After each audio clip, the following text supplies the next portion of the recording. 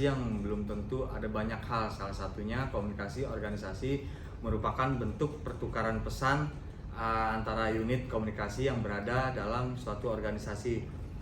Biasanya komunikasi organisasi ini melibatkan manusia sebagai subjek yang terlihat dalam proses menerima, menafsirkan, dan bertindak atas informasi. Komunikasi organisasi juga bisa disebut sebagai pengirim dan penerima pesan organisasi dalam kelompok formal maupun informal di dalam suatu organisasi. Oleh sebab itu, proses komunikasi organisasi dipilih berdasarkan persetujuan secara sosial. Namun biasanya proses komunikasi dalam suatu organisasi bukan berorientasi pada organisasi tersebut, melainkan para anggotanya secara individual. Selanjutnya saya akan membahas komunikasi organisasi informal dan formal. Komunikasi bisnis dapat dikategorikan berdasarkan tingkat formalitas yang digunakan. Terdapat dua jenis, yaitu komunikasi organisasi dan komunikasi informal. Yang pertama-tama adalah komunikasi formal. Biasanya memiliki struktur organisasi tertentu, pesan yang dapat disampaikan memiliki standarisasi seperti contoh berita resmi yang ditujukan ke pelanggan lewat siaran pers. Selanjutnya adalah siaran informal. Jenis komunikasi ini terjadi antara karyawan dengan satu lawan lainnya dalam kelompok kecil. Dapat melibatkan interaksi cepat antara karyawan dan pelanggan atau mitra sejenisnya. Tidak seperti komunikasi formal yang pada umumnya yang bergerak lebih lambat. Komunikasi informal lebih inklusif. Hal ini dapat menyebabkan informasi yang tidak akurat atau salah tafsir. Beberapa pendapat mengatakan banyak organisasi lebih menyukai komunikasi informal daripada formal karena memungkinkan karyawan menjadi lebih kreatif dan mandiri. Yang kedua adalah komunikasi terarah. Komunikasi terarah adalah bentuk dasar komunikasi bisnis organisasi yang terarah. Artinya, informasi dapat mengalir ke bawah, ke atas, secara horizontal. Berikut masing-masing cirinya akan saya jabarkan. Komunikasi ke bawah. Komunikasi ke bawah dari manajer ke supervisor, ke karyawan, ke frontliner seringkali melibatkan instruksi atau tugas yang harus diselesaikan secara karyawan. Dapat mencakup pada aspek kebijakan organisasi atau penilaian kerja. Dapat berbentuk tulisan, email, memo, atau pedoman kebijakan, atau lisan, rapat, atau sejenis panggilan telepon. Selanjutnya saya akan membahas adalah komunikasi ke atas. Mengalir dari tingkat bawah ke atas, dapat mencakup proyek atau materi yang ditunjuk oleh karyawan kepada manajer. Dapat memberikan feedback atau saran kepada atasan tentang pekerjaan atau bisnis perusahaan. Yang selanjutnya adalah komunikasi horizontal. Komunikasi horizontal terjadi antara karyawan yang berada pada level hierarki yang sama atau departemen atau posisi yang sama. Biasanya juga terjadi pada karyawan yang sesama departemen atau beda area. Selanjutnya adalah komunikasi internal dan eksternal.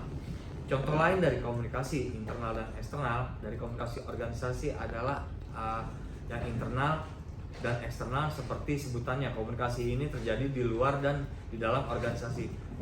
Mari kita simak apa yang terjadi seperti kriteria. Komunikasi internal terjadi antara anggota organisasi, terjadi di antara seluruh perusahaan dalam kelompok kecil. Seperti departemen atau tim proyek, itu salah satunya. Atau yang bersifat formal. Biasanya komunikasi berupa tulisan, salah satunya seperti komunikasi yang berupa seperti tulisan. Selanjutnya adalah komunikasi eksternal yang dikhususkan untuk orang di luar organisasi, seperti salah satunya adalah pelanggan atau calon pelanggan, mitra atau media pesaing dan seterusnya dan sebagainya. Dapat membubuhkan waktu untuk membangun komunikasi efektif dan hati-hati agar tujuan organisasi tercapai. Biasanya yang bersifat terstruktur dan dikirim melalui saluran tertentu sehingga audiens dapat menerima pesannya. Selanjutnya adalah Komunikasi lisan dan tertulis. Komunikasi lisan ini yang bersifat seperti apa yang saya jabarkan, apa yang saya sampaikan berikut adalah bentuk dasar komunikasi bisnis organisasi yang dapat berupa lisan atau tertulis. Berikut ciri-cirinya komunikasi lisan. Dapat terjadi antara dua orang dalam kelompok kecil atau kelompok besar di antara seluruh anggota organisasi. Contohnya seperti gathering atau manual meeting, mungkin itu salah satunya. Selanjutnya adalah tampak lebih informal. Seringkali bentuk komunikasi ini dapat terstruktur dan dipersiapkan dengan baik. Selanjutnya adalah komunikasi tertulis. Komunikasi tertulis adalah bagian penting dalam menjalankan bisnis.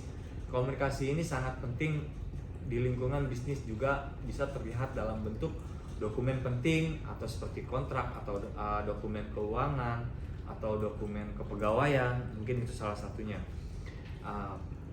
Dalam situasi ini, internal juga seperti mengirimkan pesan konfirmasi kepada rekan kerja layaknya pada komunikasi horizontal. Contoh komunikasi organisasi. Satu adalah komunikasi antar staf. Komunikasi antar staf ini merupakan contoh komunikasi horizontal dalam organisasi yang membahas mengenai masalah seputar dunia pekerjaan, budaya pekerjaan, terus membahas penyelesaiannya itu sendiri. Yang kedua adalah komunikasi antar manajer. Biasanya komunikasi ini memiliki penting untuk menyusun strategi rencana kerja yang tujuannya agar organisasi ini atau perusahaan tersebut berjalan lancar dan mencapai tujuan serta kesuksesan bersama. Yang ketiga adalah komunikasi antar kepala departemen atau di sini di bidang kepala unit. Biasanya terjadi komunikasi untuk melakukan koordinasi, menyebarkan informasi dan menyelesaikan masalah yang terjadi di organisasi tersebut atau di perusahaan yang memberi solusi. Misalkan terjadi di unit ini ada terjadi sedikit permasalahan, nah itu tugas kepala unit yang akan nanti menjembatani dan memberikan arahan sesuai komunikasi tersebut. Mengapa kita harus belajar organisasi? Sangatlah penting komunikasi dalam suatu organisasi karena akan membantu terjadinya jalinan hubungan yang baik serta koordinasi yang baik antar sesama anggota dalam mencapai tujuan organisasi. Selain itu juga komunikasi dapat memotivasi kerja dari anggota organisasi tersebut.